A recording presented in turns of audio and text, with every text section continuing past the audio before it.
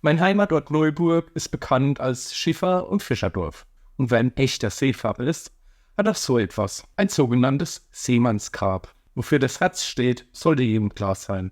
Die Liebe. Das Kreuz, auch recht einfach, der Glaube. Der Anker, ein Symbol für Hoffnung.